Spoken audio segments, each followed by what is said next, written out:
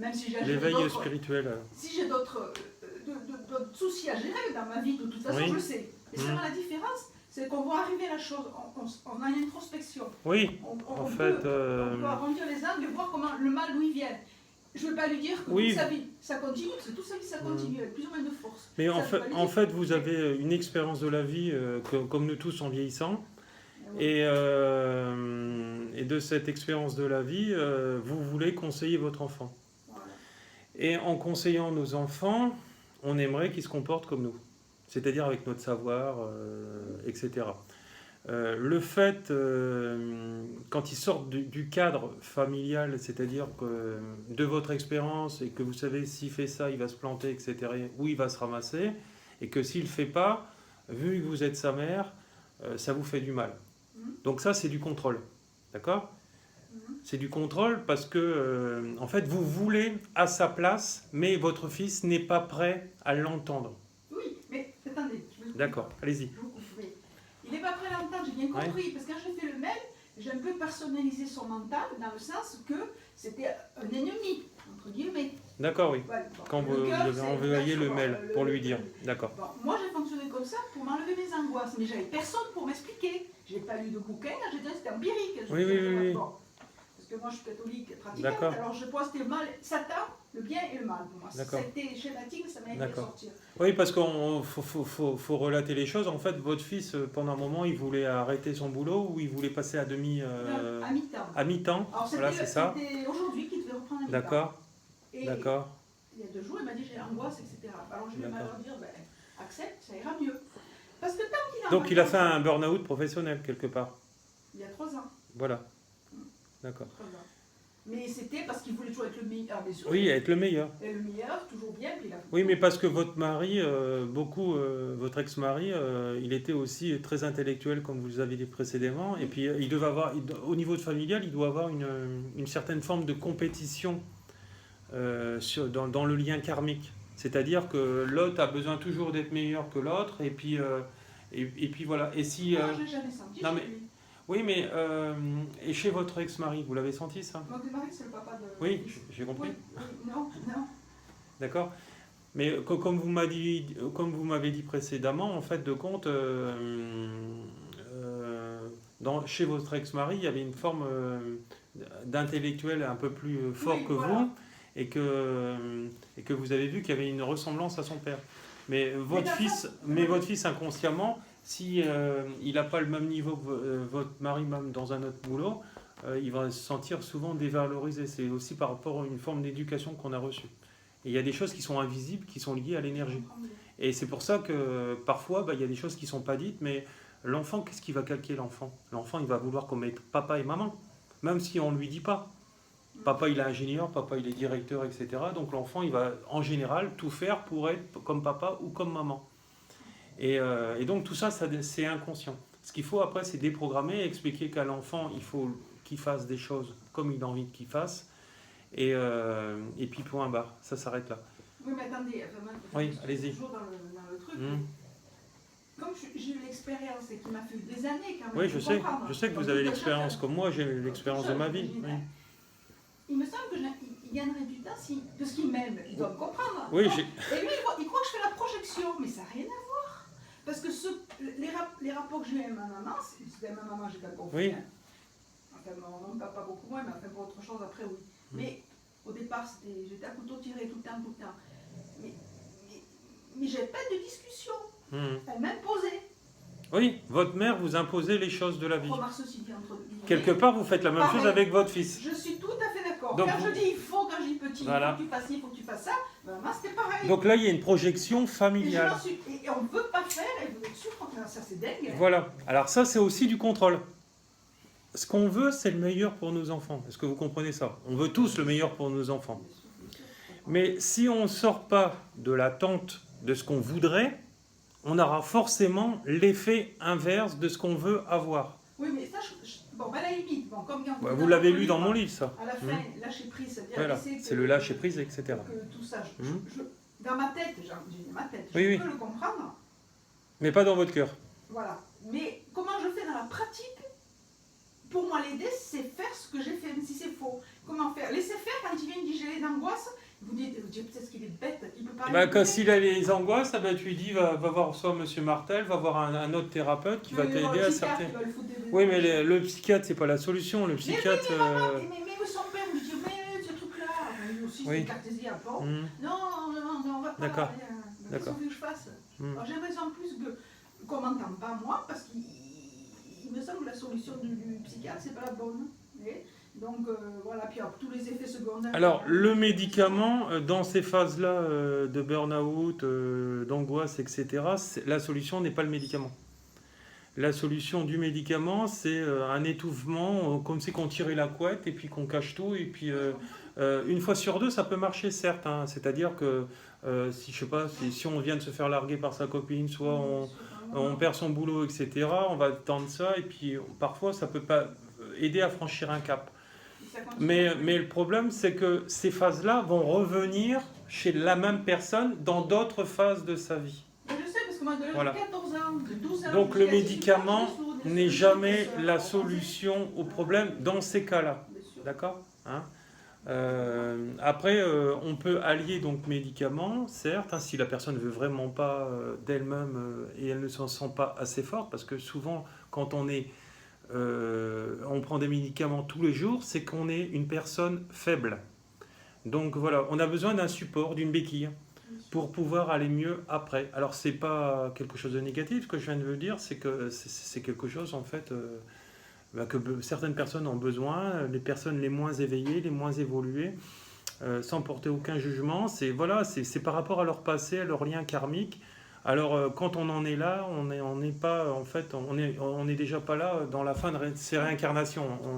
Les réincarnations vont continuer et bien plus encore. Mais ça, il le sait mon fils, parce que moi je suis abonné à Thérapeutique Naturelle, ou avec les plantes et tout. Je dis, mais prends ça, il y a des choses très fortes, parce que les lobbies pharmaceutiques ne veulent pas que ça se dise, tout ça. Mais alors, il le sait. Alors, ce qui est, oui, là vous me relatez une chose qui est importante, c'est-à-dire que les médicaments comme les plantes soignent que le corps physique. Ce qu'on a besoin tous, c'est d'être soigné sur le plan de l'âme. D'accord ? Et comment soigner au niveau du plan de l'âme et au niveau du corps physique, c'est en liant certaines pratiques, certaines plantes notamment, ou parfois des médicaments vraiment quand on ne peut pas s'en passer, et avec des soins énergétiques. Donc c'est cette complétude de soins les uns avec les autres, ce qu'on retrouve dans les pays donc orientaux où toutes les médecines travaillent les unes avec les autres. C'est le chat ? Oui, Félix ? Alors dans la pratique, il faut que je fasse quoi? J'écoute. Bah, dans la pratique, qu'est-ce que je vous ai dit la dernière fois au téléphone? Plusieurs fois vous m'avez téléphoné. Je vous ai dit, c'est comme avec ma fille. Ma fille a 16 ans, elle est tombée enceinte. D'accord? Donc c'est quelque chose quand même que beaucoup de parents pourraient être anéantis. Alors je sais que ça a été très tôt, mais qu'est-ce que j'y pouvais? Alors c'est vrai que mon divorce y a contribué. Et donc, si j'étais vraiment quelqu'un de très bas spirituellement à cette époque-là, donc j'y étais déjà pas, mais en fait, j'ai compris que tout était expérience dans la vie, et que certes, même l'expérience de ma fille, etc., et de mon divorce, y était pour quelque chose, que en fait, ma destinée était en lien avec ma fille, c'est-à-dire que ma fille avait choisi cette vie-là, et le fait d'avoir un enfant, de se réincarner comme ça. Donc c'est-à-dire que il faut savoir qu'au niveau de l'éveil spirituel, et ça on ne le voit pas du tout dans les religions, c'est-à-dire qu'on se réincarne par rapport aux choses qu'on a à régler. Elle, c'était lié donc à avoir un enfant très jeune pour comprendre, etc. Et pour plus tard faire autrement, donc faire l'effet inverse que moi j'ai fait. Hein. Donc études, chérie, et après enfant, et elle a fait tout l'inverse. Donc, mais en sorte, elle peut très bien aussi réussir. Donc votre fils, il faut que vous preniez en compte que lui aussi, dans le chemin qu'il est en train de prendre à l'heure actuelle, même s'il ne vous convient pas, même s'il sort de vos croyances... Oui, mais il y a le boulot... Il peut ne pas s'en sortir, voilà ce que je veux dire. D'accord. On peut se sortir de toute maladie dès qu'on le veut. Oui, mais... Attendez, je m'excuse, parce que je ne comprends pas... Vu que tout est émotion. Oui, je comprends, mais si à partir du moment où il se heurte, il ne veut pas son émotion la prendre, alors il va chercher... Il faut tout accepter. Oui, mais attendez, lui, il veut pas. Il l'acceptera à un moment donné. Et si je lui dis, accepte-le... Tout ce que vous pouvez faire, c'est de ne plus lui dire. Si vous n'arrêtez pas de lui dire actuellement, vous allez le perdre. Il vous l'a dit, vous envoyez des messages qui sont clairs, voilà, je vais arrêter de te voir, etc., machin truc. Donc vous risquez de faire pire que mieux. Donc ce qu'il faut leur dire, à tous ces gens-là, il faut leur dire 2-3 fois, et puis point barre, il faut lâcher. Alors là, dans le contexte de votre enfant, vous ne pouvez pas couper. Ce qu'il faut, c'est l'accepter tel qu'il est, le laisser faire, et arrive un moment, il va revenir vers vous. Non, mais c'est pas qu'il même la limite qui se fâcherait pas un certain temps. Je sais qu'après, bon, c'est pas, enfin, c'est pas ça. Moi, je préfère à la limite qu'il se fâche, mais qu'il soit pas malade. Oui, mais ça, la maladie, vous ne pouvez pas le contrôler de votre fils. La vôtre, vous pouvez la contrôler. Mais celle de votre fils, vous ne pouvez pas la contrôler. D'accord? Donc, quand il vient, il me dit, ça met... Si vous voulez tuer la racine du mal qui est dans votre fils, c'est-à-dire que la maladie, tout ce qui souffre, etc., vous devez le conseiller 2-3 fois et lâcher absolument vos attentes qui se copient, qui se conforment à vous-même et être vous à la place de lui. Nous sommes tous différents, d'accord? Ma fille est différente de moi je suis différente d'elle, etc. Donc il faut prendre votre fils comme il est et pour ce qu'il est. Voilà. Hein? Votre fils, en tout cas, par rapport à ce que vous me dites, il est différent de vous, il n'est pas du tout évolué par rapport à vous, mais vous avez la maturité de la femme de votre âge par rapport à lui. Il y a quand même une sacrée, il y a quand même une différence. Et alors, est-ce que moi j'ai écouté mon père? J'ai pas toujours écouté mon père. Oui, mais moi, j'ai encore, enfin, je regrette même tout à moi, mais je n'avais pas le dialogue que je peux avoir avec mon fils. Quand il est venu, là, ils sont partis, j'ai cru qu'il avait compris. Je me suis tenue calmement. Oui, puisque vous vouliez qu'il se conforme à vous. J'ai fait attention. Alors, je dis, oh, il a peut-être saisi. Mais qu'est-ce qui se passe actuellement par rapport à ça? C'est-à-dire que vous voulez qu'il soit vous, votre fils. C'est ça le problème. Vous voulez que votre fils soit vous. Mais votre fils n'est pas vous. Donc, vous savez ce qu'il faut faire quand on a des proches? Il faut les laisser se ramasser la figure, nos proches. Quand ils ne veulent pas nous écouter. Oui, non, mais je suis d'accord. Il n'y a que comme ça qu'ils apprennent. Moi aussi, je me suis ramassé la figure. Et il n'y a qu'en faisant des conneries ou en prenant des mauvais chemins, j'ai dit...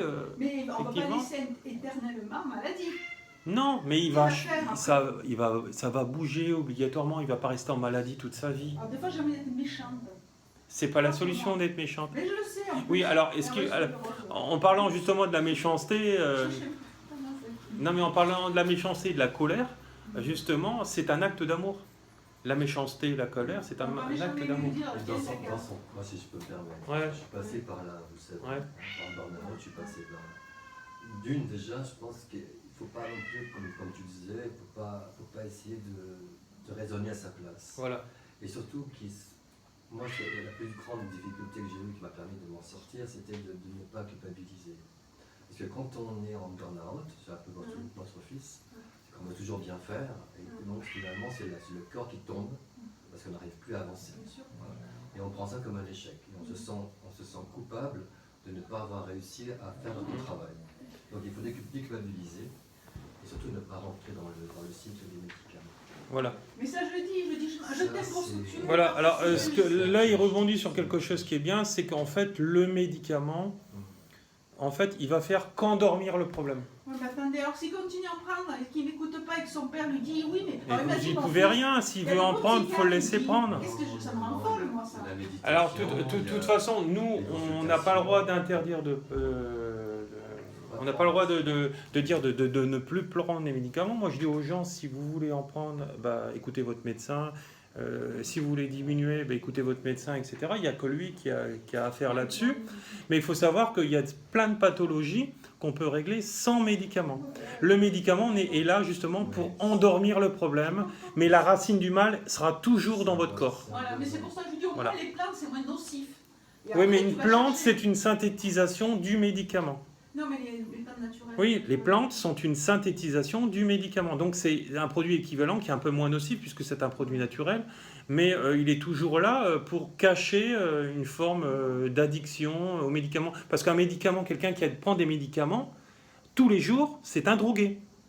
D'accord ? C'est comme si qui tournait, c'est comme si qui tournait avec d'autres substances illégales, et c'est un drogué. Et donc forcément, il n'est pas dans le cœur, cette personne. La personne n'est pas dans le cœur. Elle est que dans le mental, dans un mental permanent et quasiment à 90%. Après, elle peut percevoir d'autres réalités, mais elle sera toujours contrôlée par son mental et non jamais par son cœur. Tu n'es pas contrôlé par ton cœur, mais que par le mental, par les médicaments. Il ne vous entendra pas. Ah oui, mais... Pardon, et bien alors, j'ai plus qu'à rien faire. Hein. Mais il n'y a plus qu'à lâcher prise. Mais c'est moi qui vais être malade. Non, écoutez, la meilleure bénédiction que vous pouvez donner à votre fils, en fait, il n'y a qu'une solution, en fait, c'est de le laisser faire et c'est de lui envoyer son amour. C'est comme quand il y a la guerre dans le monde, souvent on va manifester contre la guerre, etc., machin truc, mais en faisant ça, on fait que la multiplier. Il faut aller manifester pour la paix, etc. C'est ce que disaient déjà Gandhi et Mère Teresa et l'abbé Pierre. Mais pour vous, vous lui envoyez tout l'amour de guérison. Dire voilà, mon fils guérit. Mon fils est en train de guérir. Oui, mais il faut vous y croire. Mais je prie tous les jours. Hein. Oui. Oui, mais il faut y croire aussi. La prière... Je crois au Christ. Non, mais vous croyez peut-être au Christ, mais est-ce que vous croyez à sa guérison? Si c'est différent. Si mon cœur est pur et que je pense qu'il n'y a que le Christ qui peut aider, ben je pense que ça marchera. Parce que non, mais là, vous me dites « je pense ». Donc pour moi, si vous y pensez, vous y croyez pas. Hein. Parce que j'ai un peu peur. Ouais. Bah voilà, vous avez encore des peurs. Et c'est là où est le problème. C'est les peurs, au lieu de monter, elles te tirent vers le bas. Donc c'est comme ça que les gens, par exemple, dans les problèmes de couple, j'ai peur, donc je vais me remettre avec mon ex. C'est pour ces personnes-là, c'est la seule solution. Hein, là, je fais une aparté avec les couples, mais c'est pas la solution. L'ex, c'est du terminé à tout jamais. Si on se remet avec, c'est qu'on reste dans le passé et donc on fait marche arrière et on n'avance pas. Parce que si je comprends bien, vous demandez pour l'aider lui, d'être plus forte. Il faut vous aider vous-même. Et m'aider-moi.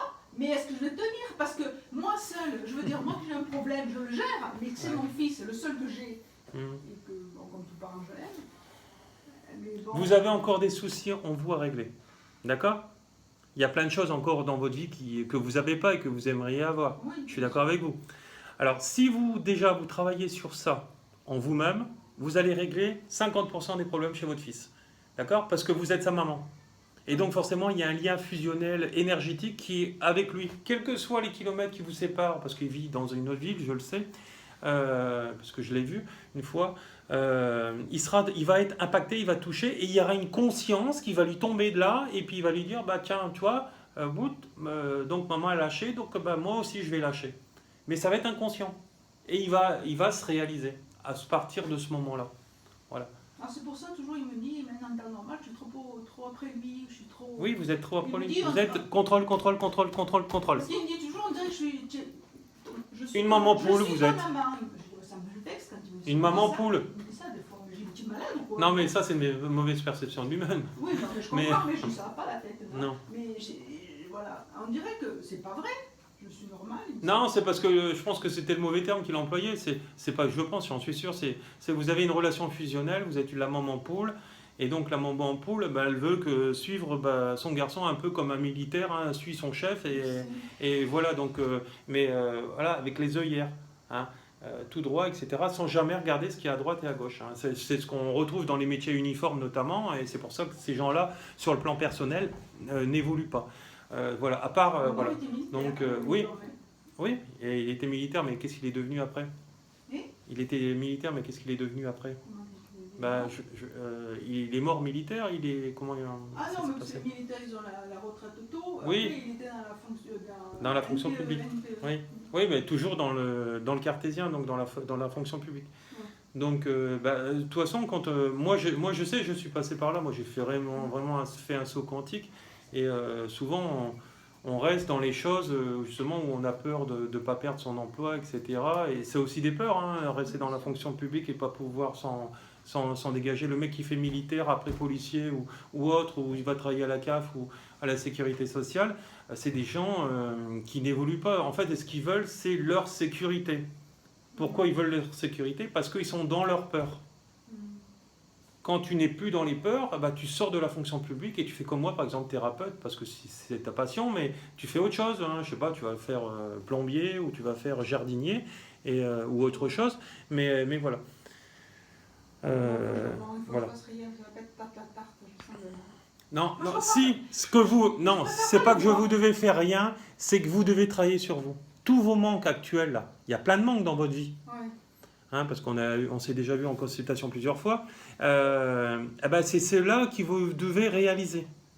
Et arrêtez de vouloir avoir peur tout le temps par rapport... Si vous voulez quelque chose, si vous voulez un homme dans votre vie, etc., parce que je me semble que vous êtes célibataire, eh ben, arrêtez d'avoir peur de l'homme, déjà. Mais j'ai pas peur de l'homme. Bah alors, c'est Mais quoi je le rentre en problème? conflit tout le temps. Bah voilà, comme avec votre fils. Mais non, mais je le cherche, c'est ça le problème. Bah voilà. Ouais, mais pourquoi? Parce que vous voulez que l'homme se comporte comme ça. Bah voilà, vous êtes une dominatrice, une directrice, d'accord? Et donc tant que vous serez dans le contrôle de l'homme et la directrice, eh ben, les hommes vont vous fuir. Si, ben, vous connaissez beaucoup d'hommes qui veulent des femmes dominatrices dans la vie en général, à part dans l'acte sexuel. Non, dans l'acte Alors, il y a ça sexuel. qui les intéresse Non, mais- chez moi. non, non. Voilà, alors j'ai compris, Non, c'est mais- pour ça qu'ils reviennent. Non, mais non, il envoie des mails, c'est parce que c'est ça. Non, mais je comprends. Non mais je vous avez au comprends. moins un atout. Mais je comprends. Mais je rigole, Non mais, c'est non, mais ça. moi aussi je rigole. Mais non mais ce que je veux dire c'est que vous Mais devez... c'est gentil aussi. Bah oui, bah alors soyez-le. Ouais, mais vous, quand il y a quelqu'un qui se comporte pas comme vous, à votre sauce, eh ben, vous rentrez en conflictologie et vous êtes le sergent-chef qui va matraquer l'autre par la parole. Tu dois faire ceci, tu dois faire cela. Non, Mais parce que j'aime mais- bien comme tient de tête. Alors voilà, c'est une tête de Ah, mais tête. vous aimez les relations conflictuelles en J'adore, permanente? J'adore. Ah ben, vous êtes un peu maso, excusez-moi. Je suis. Tu veux le savoir toute ma vie. Non, mais c'est bon, vrai. les personnes ne vous voient pas, mais voilà. Et puis Non, vous mais m'avez donné c'est pas l'autorisation de une filmer. raison, et après, ça va mieux. Mais sur le moment, il faut que ça. Ouais, il vous faut une relation conflictuelle pour vous Voilà. sentir bien et vous Voilà. sentir exister. Voilà, exactement. Ah ben alors, papa et maman, ça devait pas être tout rose à la maison. Mais c'est un bolé sans arrêt. Ah, voilà, papa et maman, elles sont galées. Bah voilà.